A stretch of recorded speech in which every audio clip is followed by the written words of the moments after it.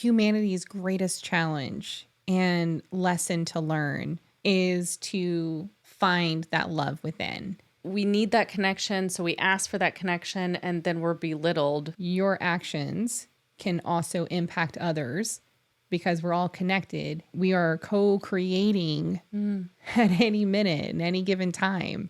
I do believe that love can conquer all. It just may not be in a way that we expect it to. Can we just go do fun stuff as friends?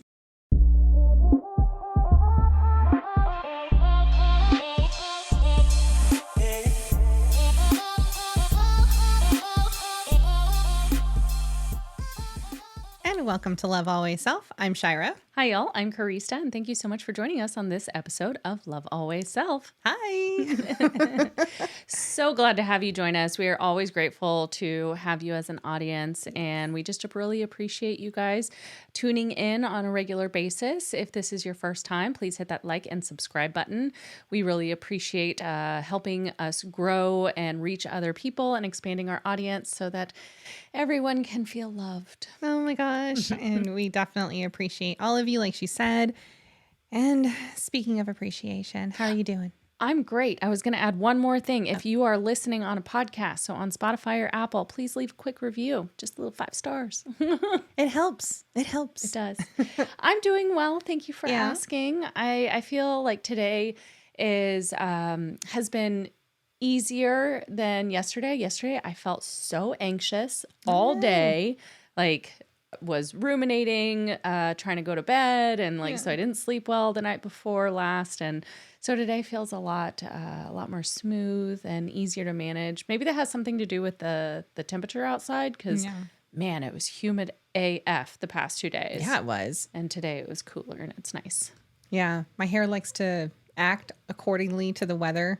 So today it's glued to my head because it's cooler, and then yesterday it was like a big fuzzball. So it was awesome. What about you? How are you doing? I'm doing good. I will say that I had a lot of up and down roller coasters emotionally and mentally when it comes to outside of me and relationships that I have with other people. Were tested in a sense of they had a lot going on and were calling upon me for the support. And I think my cup was extremely empty. And so I could kind of feel that like short fuseness happening internally. And what was interesting though, is that the acknowledgement aspect of that, as soon as I acknowledged that, I took the actions and the steps to kind of just like put the phone down, say, yo, everyone, like, I understand you're asking for me right this second, but I don't have it. And so I was just honest. Yeah. And that honesty, like, transpired to giving me room to breathe, which transpired to me being able to be present for other people. And that felt good. Yeah. And so it was honestly like taking all the things that we give the advice about and actually applying it to myself. And gosh, how often do people do that? You know, where you give out this solidly good advice and sometimes you walk away from the advice you gave and you pat yourself on the back and you're like, shit, yeah, that was amazing. And then you toss it to the side. And then you toss it to the side for yourself. Right? Yeah. Well, it's always easier to give advice than to take advice. No kidding. No kidding. I'm glad that you had the time or created the space for you and taking care of your needs. Yeah. Because you're right. You know, when our cups are empty, man, we snap and it just, things don't, we don't act the way we want to. No, we don't. And I'll be honest, though, like having now been at least 5 sessions in therapy, that's made a massive difference. Yeah. Because I am actively participating in taking the actions that I know will help and benefit myself to feeling that cup more often. Yes. I think I said feeling that cup more often, but I honestly... Feeling. It actually feels better, you know? Yeah. So... And feeling that cup, being aware of it more. Right. Yeah. Right. Right. Happy accidents. Happy accidents. We love those. You know, one thing that I also am going to find as a happy accident that I cannot wait to share on this podcast is I was just, you know, scrolling along on the good old Instagram And I came across a post that someone I love very dearly. His name is Jon Garrett, and we'll leave his Instagram link down below because he's a fantastic writer. He's somebody that is basically family to me. I just call him my brother because that's how I feel about him. And so he's been around in my life, God, since most of it. And so he, being the fantastic writer that he is, had posted his original writing on his Instagram and shared it. And when I read it, I was bawling. Like I was just bawling. And I asked him if it was okay if I could share this on our podcast, and he's agreed. So I want to read it to you guys and, sit back and enjoy this one because, whew. All right. He's titled it The Alchemy of Hearts. Love. Overrated, outdated, complicated, or is it? People often try to find themselves in mirrors. Yet no matter the quality of the glass, the reflection is always tinged by their own perceptions. Before light even bounces off rods and cones, our hearts and minds filter what we see. Add emotion, feelings, a brain reeling in reaction to a quixotic soup of chemical reactions, suddenly we can all seem so insignificant. As colossal Jupiter is diminished in comparison to the vastness of space, so are we when faced with the gravity of what we truly feel, think, believe, and seek to make us happy. But as a speck of sand combines with its brothers and sisters, billions strong, to voice its anger as a storm, so can our hearts reach out together to make us better than we could ever be alone. And while sand can erode mountains, given time, love can break down walls, reshape the future, and heal the wounds of the past. Overrated, outdated, complicated? Maybe love is all these things. Maybe not. I do not profess to know. What I do know, however, is that a life lived without love is not one at all. Ooh. It's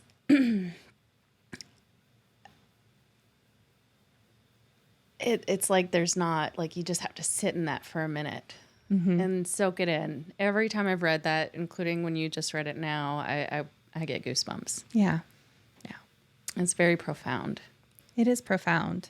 And it touches on, for me, it touches on a lot of the things that we talk about here, right? You have, and I actually said this recently in a conversation in one of the scenarios that I needed my cup filled for. There were a couple of individuals that were in a bit of an argument, right? And these are people that love each other, though. And I was there to kind of mediate the situation.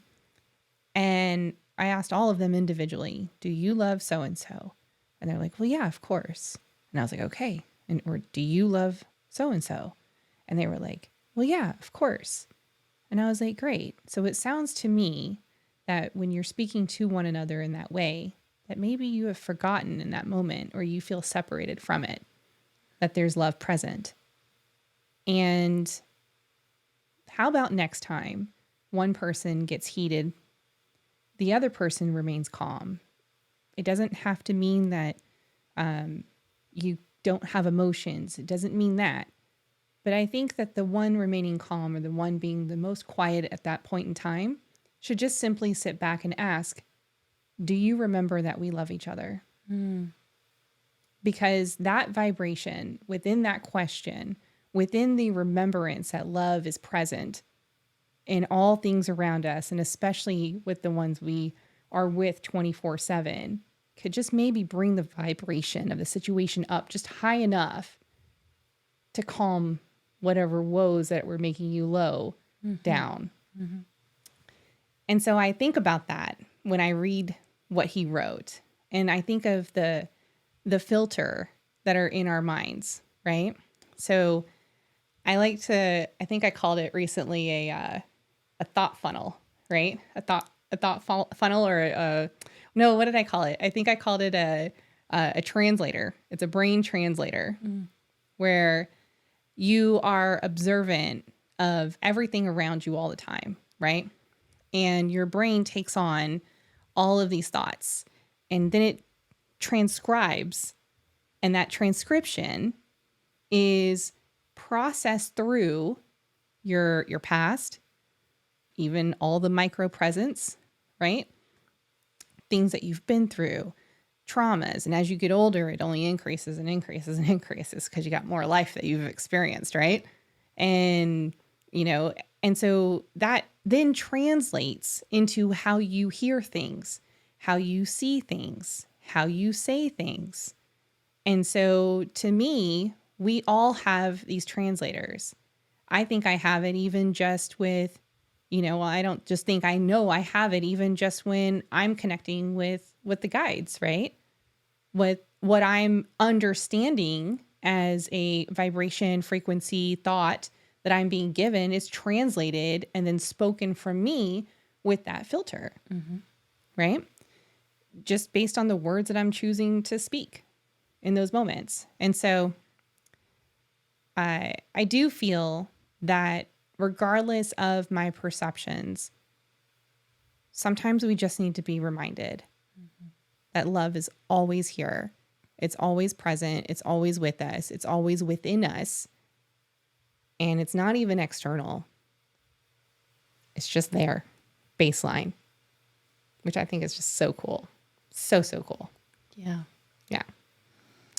What stood out to me first was in that first section when he was talking about the trying to find yourself in the mirror and even what you see around you before it even the visual aspect goes through the rods and cones of your eyes, that you've already applied a filter of sorts. And you mentioned the filter of your past, your present, patterns, traumas, even knowledge that you've gained. Yeah. Whether that be book or experiential, right? It all affects how you perceive the information, whether it's verbalized to you or just in your visual field. And I think it's tough to get out of that pattern of having that filter. Like I even recognized it now thinking about it in a conversation, maybe like a couple hours ago. That's funny. And my filter told me that what that person was saying was minimizing my skills as a nurse. Oh, wow. When they weren't even talking about me, they were talking about their experience getting blood drawn somewhere else. And, they said, look, I'm not talking about you. I'm talking about me and my experience. I admit that I wasn't ready to be like, you're right. And so I just like, I'm not perfect. That's awesome. But now in this moment, like I recognize that filter, because I'm used to filtering things through this filter that I am less than I am. Yeah. Then he was talking about the sand. And you had talked about sand too, which is really interesting. Blew my mind. Wonder if he listened to that episode.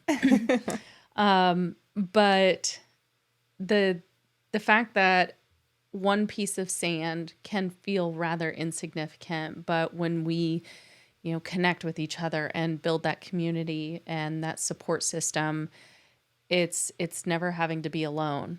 When we recorded the episode about our follow-up with the breath work, our experience when we were fine. Yeah. Just being on our own, we were just floating through space like, yeah, la-di-da. And then JJ had asked us to hold hands, and immediately you and I both just like broke down. Yeah. And it wasn't sadness, but it was just this realization of this this realization that love is present. And while we're okay alone, we don't have to do it alone. Yeah. And we are never actually alone. And so that's really powerful when we recognize the love that's surrounding us, because sometimes it is hard to find it within. And so it can be helpful to reconnect with that externally and then bringing that inwards. You know, I'm not saying that that's a right way or a wrong way. It's just a different way. It's just a different way. Yeah. And honestly, like, I sometimes feel that humanity's greatest challenge and lesson to learn is to find that love within. It 100%, in my opinion, is the cause of a majority of the reactions and circumstances that go on that can be negative, right? And experiences. I do not subscribe to a thought process that those that are in the love frequency could do harm, right? And so it kind of reminds me that, like, and even just saying that just now, I'm thinking to myself that, you know, there's a difference between remembering that our baseline is love and that that's the creatures and the beings that we are, right? There's a difference between that, in my opinion, versus not remembering that that's who you are and feeling separated from it. So much so that things just seem dark and hazy and self-absorbed in a way, right?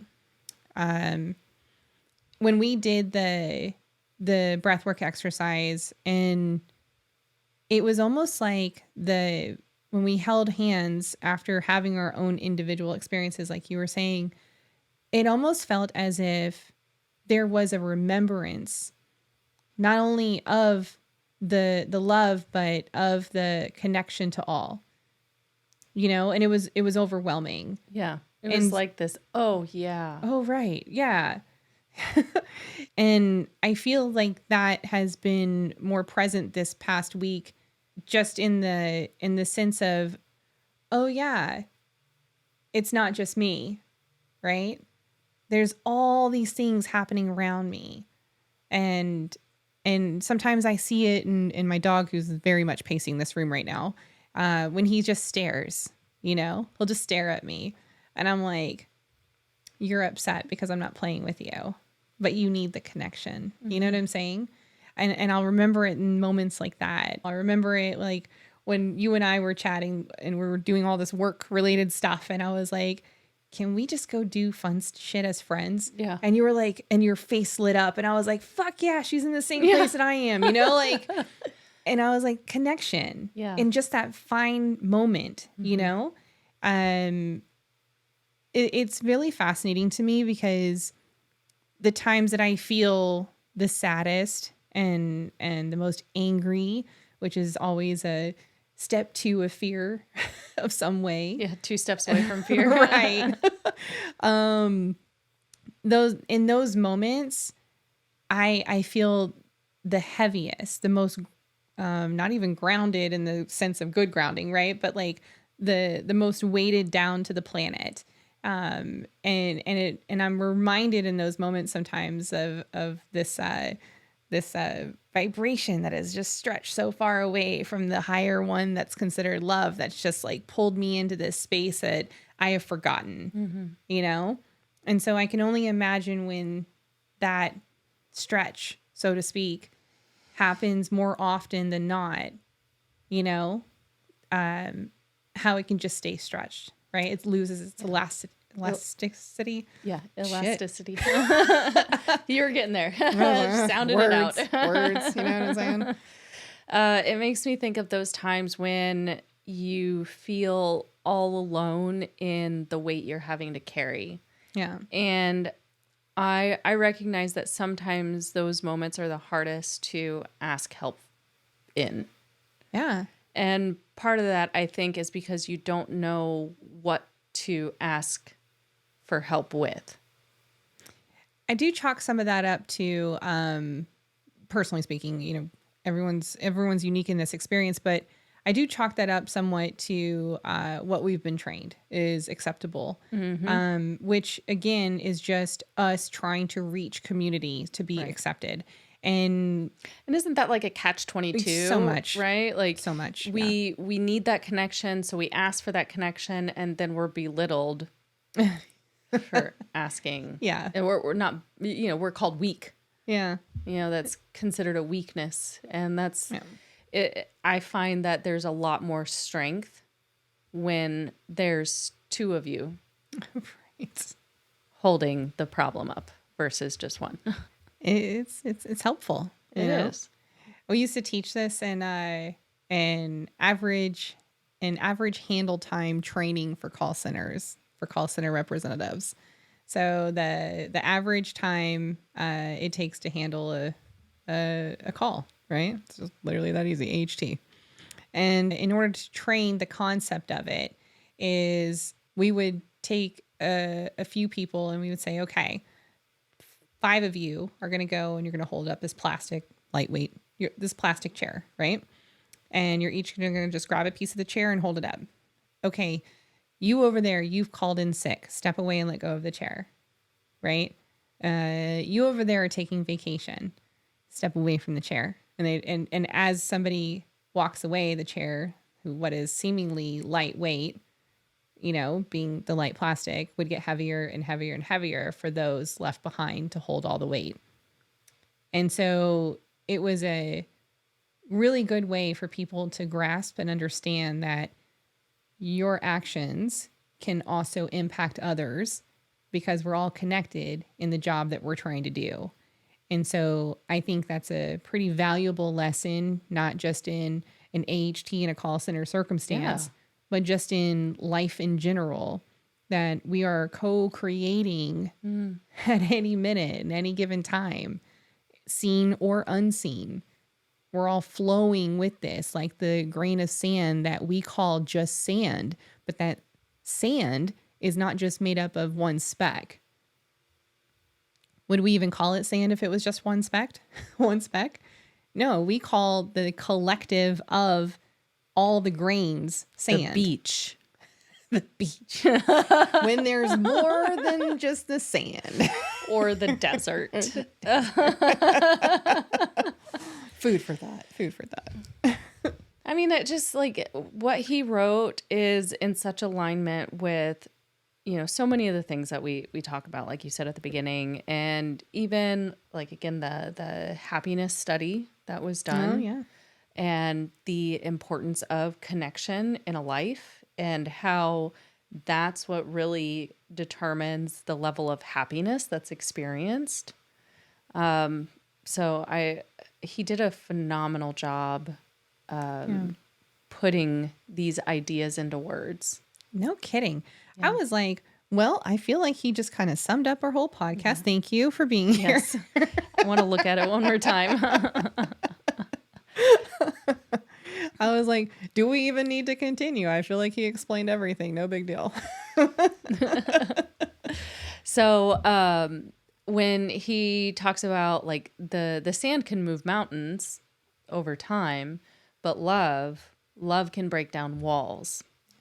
I think that is incredibly beautiful and very real because we can run across people that have built up walls around their hearts because of the traumas and the past experiences that they've had. And so when we act with love, just unconditional love, which may include patience, kindness, holding space for people, it helps to bring that wall down and teach them that it can be a safe place with the right support, with the right people around them, because those types of people may have had wrong people in their lives, quote unquote, wrong. But when we practice that love, it's it's not only allowing somebody else to experience it, but it also allows them to get a taste of how they can expand that outwards. What it feels like to them, maybe they want to share that with the next person. Yeah, I agree. But you're right, it can be complicated. Yeah. I don't think overrated. Maybe underrated. Yeah. And I'm not talking about like marriage. Marriage. Love. Talking about parental and friendships and community, eros, brotherly love. Yeah. And it is a beautiful thing. And I do believe that love can conquer all. It just may not be in a way that we hope for it to or expect it to. Expect it from the movies that we've always seen of the happy endings and right. the false sale of. Well, I believe in what it's all happy supposed to endings. be. It's just the ending is not here in this human form. Yeah. I also don't know. Now that I'm thinking about it, it's just a circle. It's just never ending. Keeps going. There's not an ending. You're right. Here's what's just happy. Ironic about you saying that is that while you were talking and saying that, I was thinking, I had a flashback to my past life regression when I was shown that my now husband and I were friends, best friends, both males and best friends at a circus in a past life. Like, weird. And I was like, how much do we have to love each other outside of this human form to keep coming back as different people? Right. I'm like, I don't think those two boys back then were just thinking to each other, you know what? You're going to come back as a chick later on and we're going to get married. Probably not. Fascinating. Anyway. Well, but if our souls don't have, the gender roles, so to speak. Hi, buddy. Oh my gosh, I'm so sorry. Why are you apologizing for love? That's true. He's just begging for love. Who's the richest? Just don't scratch her, okay, buddy? Okay. Thank you. You got to get down. Get down. Yeah, so our souls, I was like, where was I? Our souls don't have gender roles. No, probably not. So as souls, I think y'all made that decision for sure. Who knows? Who knows? Who knows? They could have joked about it during the circus. And then they were like, you know what we could totally do now that we're here? Catch you in about 30 years. I've got like so many things going through my head right now. I'm like, I don't know what you're thinking. It's great. It's all great. That's all I got to say. But, I was thinking of on the drive over here because I had read this and I was mulling over it. And I was thinking about this idea that love conquers all.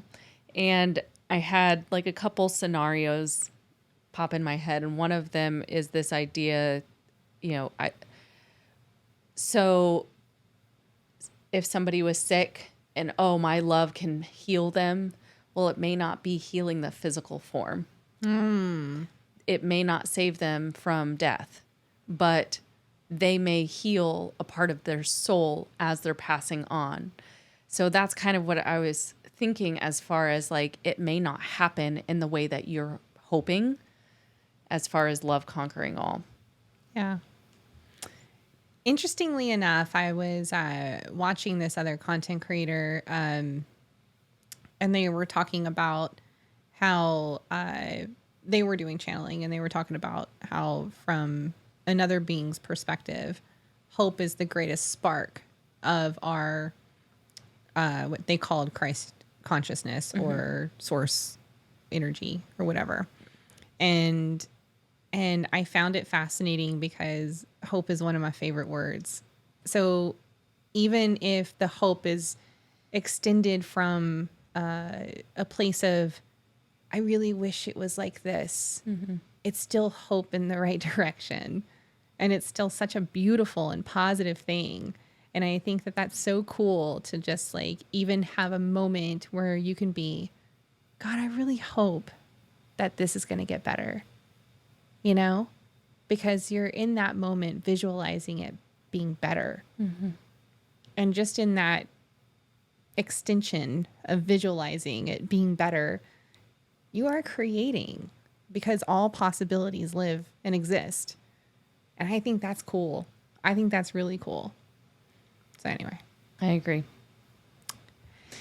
Jon Garrett, thank you so much for writing this. Thank you for allowing us to share this also. Love you, big bro. So much. And, we are not going to do a card reading because we think that what we just read was the best reading you could possibly get. And what better news than this beautiful, I almost called it poetry. And I mean, it may as well be, even though it doesn't rhyme. It's just, it's poetic in its own way. Isn't it though? So I think this is a good news read right there. I agree. You know what else is good news read? Hitting that like, subscribe, notification bell. I don't know if that worked, but that's fine. I was trying. I know that was a solid attempt there. I just keep going for it, We're also on social media, you guys. We're on TikTok, believe it or not. We're doing really well on TikTok. Thank you, TikTok. We're on Facebook, Instagram, and of course, YouTube Shorts. So feel free, if you are not following us on those social platforms, to head on over and check it out. And guess what? We have a website. Hey! It's lovealwaysself.com. Go check it out today. You can find all the card decks that we use on a regular basis. Yeah. You can also find this great podcast studio equipment. There we go. That's the word. Is also listed on there. You can check that out. Yeah. One of these days, I'm actually going to, I'm going to maybe make a little thing, a little PDF or some sort for our audience. If they want to just learn how we did this podcast studio, I think that'd be kind of cool. Anyway, just ideas. Oh, do a little how-to video, how to set up your own podcast studio? Well, I'm sure there's tons of that on YouTube. Yeah, but I know. And they get incredible views. Help us, help you. Unbelievable. Oh my gosh. We love you guys so much. And we always thank you for being here with us. We are filled with so much gratitude.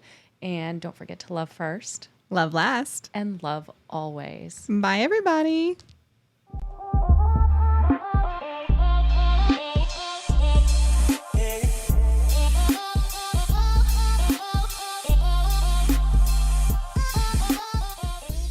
Hey, listener, thank you so much for taking the time to be with us in this moment. We hope you enjoyed today's episode, and we look forward to our next connection. Don't forget to like, subscribe, and follow to stay notified of new content from Love Always Self. If you have any questions or topics you'd like for us to discuss, please hit us up on any of our social media platforms linked in the show notes below. I'm Karista. And I'm Shyra. And until next time, remember to love first, love last, and love always.